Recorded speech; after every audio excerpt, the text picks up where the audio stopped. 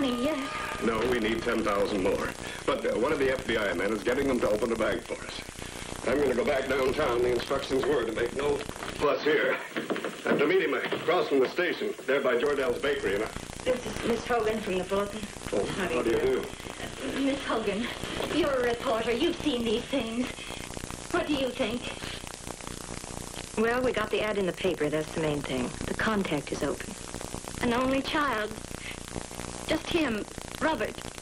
The FBI and the police are very good. Please, dear, sit down. Maybe she'd like a cold drink, ginger ale.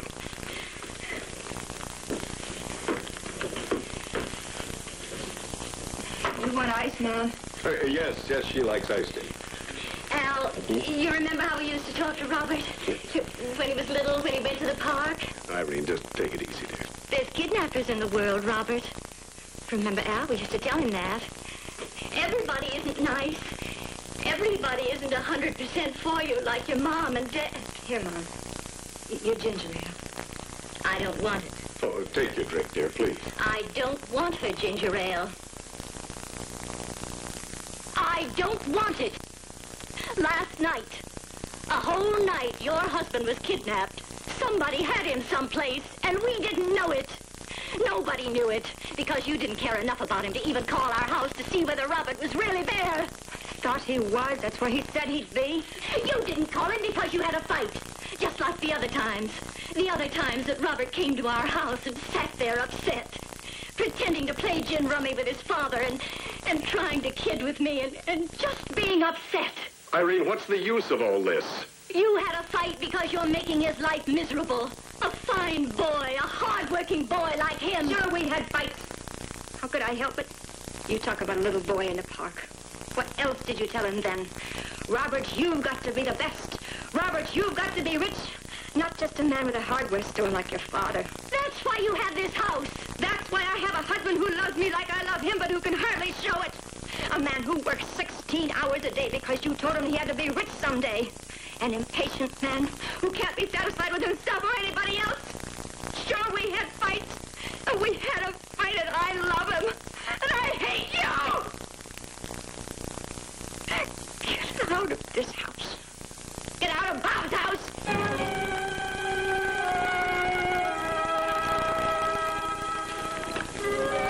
Come on, Al. Now, wait a minute. What do you mean, come on, Al? What is the matter with you two? Why are you making it so much harder on each other? Irene, come on. Go on upstairs and lie down. Irene! Oh, God. Oh, no, honey, I'm sorry. Honey, I've got to meet the FBI man. I've got to get the rest of that money. Now, come on upstairs. Come on.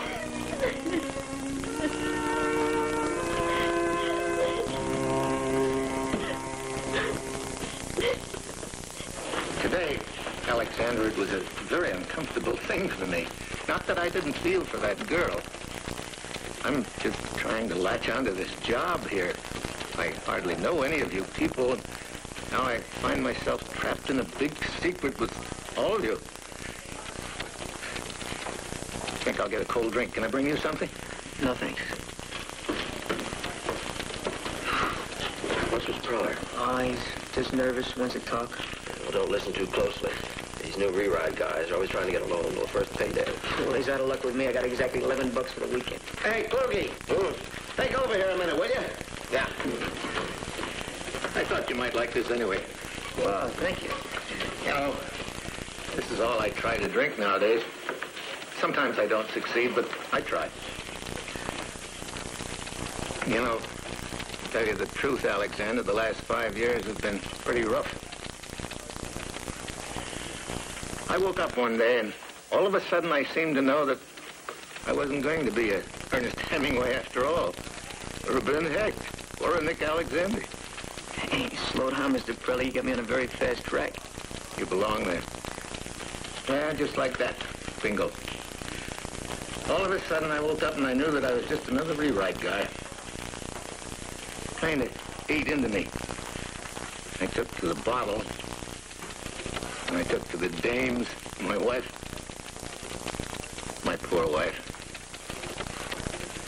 She went to stay with her folks over in Jersey. That was 2 years ago. Since then, I've bounced around to a half a dozen newspapers. The thing is, I can't mess up this chance. The places I've been, Alexander. Even this lousy sheet. I don't suppose anybody around here even bothers to read it. Worked there for a while. Writing stories without checking them, helping them to use anything and anybody, just to sell a few newspapers. I stayed 2 weeks and then I ran for my life. That was the low point. The snake bit. Since then, I've been trying. Even went over to Jersey and had a beer with my wife. Went to church with her.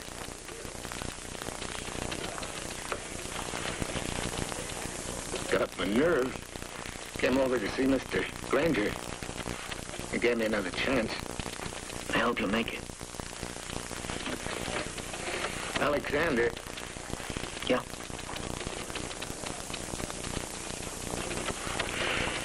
Never mind. Thanks very much for listening. Sitting room. Mr. Tadrick, Mr. Gilbert on 4. Mr. Prella, they run a week behind with the pay vouchers here. If I can help you out, meantime. I could use it to go see my wife.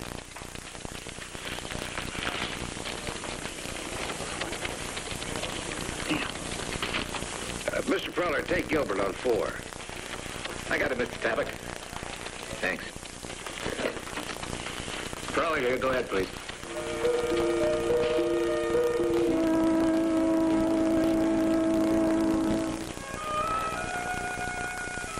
How about some lunch? I bet you haven't had a thing to eat today. Do you have anything in the house? I don't know. I didn't. Oh, Mr. Fielder, could you drop me off on the way down? Oh, yes, of course. I'll pick up some things.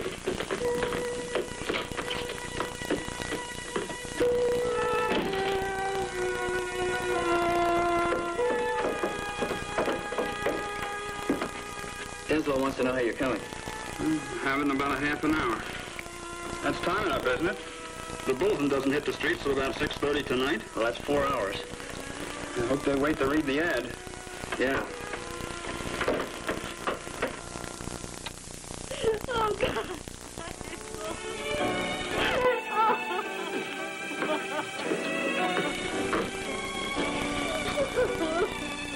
I'm sorry.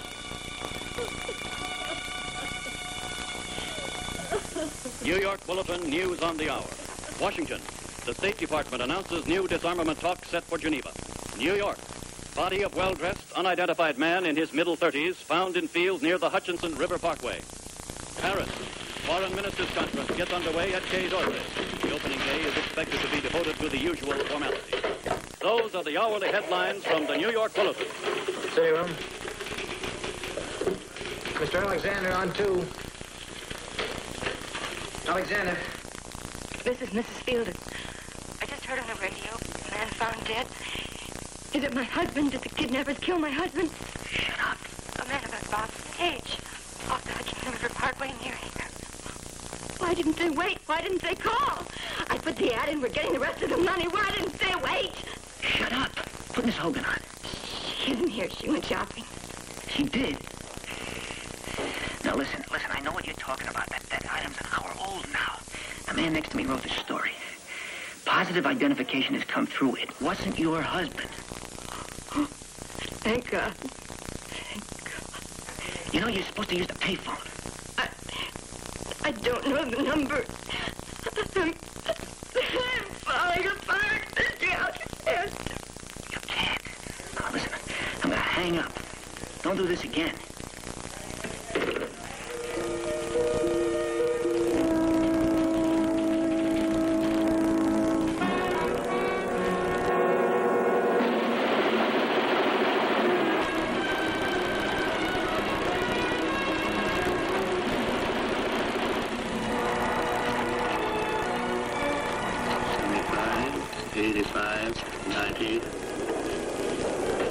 Thank you. You know where a phone is? Sure. Around there.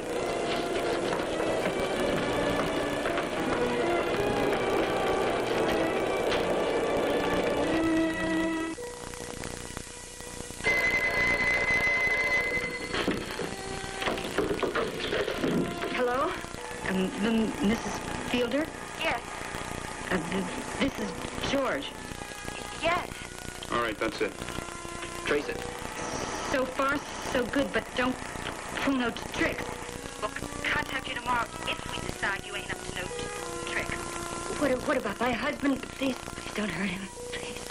He's okay. But my friend, he don't like your husband, lady. So don't pull no tricks. She hung up. Well, maybe there's a lead. A slight stutter. That's something. Tomorrow. Hogan, what am I supposed to do till tomorrow?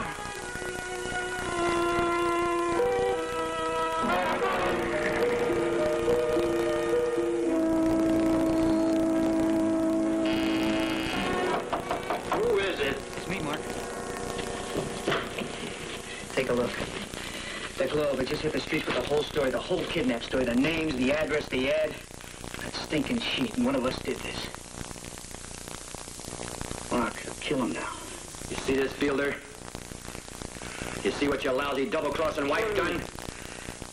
Don't shake your head! I hate you, Fielder. I hate your wife. Why didn't you do like we told her? You see, it got all messed up. I told you would! Take it easy. Let's not... Shut up!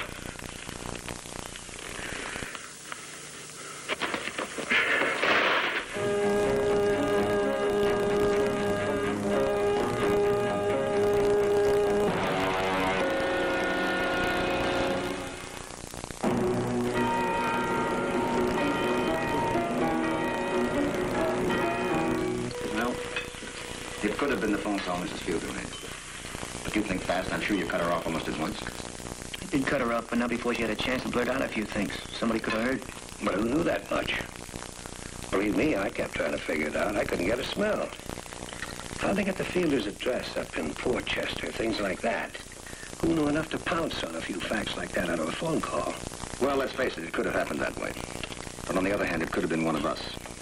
Right now, I'm willing to accept the possibility that one of us had reason to sell this to the Globe. All right. There were 5 of you in on it. Lizzie? I don't see how it could have been Lizzie.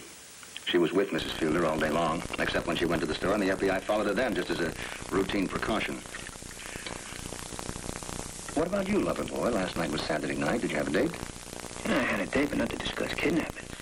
Oh, I seem to remember how it is on dates. They look at you all wide-eyed, you great big newspaper man, you. Nick, you didn't slip. Decide to show off a little. It could happen, you know. It's a human failing, unintentionally. It didn't happen, Mark. To tell you the truth, I felt rotten. Took the girl to a movie and just sat there thinking about that poor woman in Portchester. Yeah, I know, me too. I went home and tried to read. Kluge? Well, I know how you love to roam around Times Square on Saturday night taking pot shots with that camera of yours. Cameras don't talk. But you do, kiddo. You take those beautiful, sad shots, and then you go in some bar and you have a few belts and you talk to strangers. Not last night. He didn't feel like romancing his girl. You didn't feel like reading. I didn't feel like taking pictures. As a matter of fact, I came here, and the only person I talked to wasn't a stranger. It was Preller.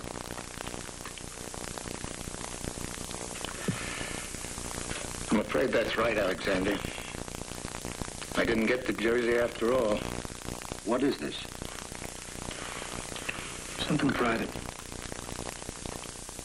Thank you, Alexander, but how can this be private?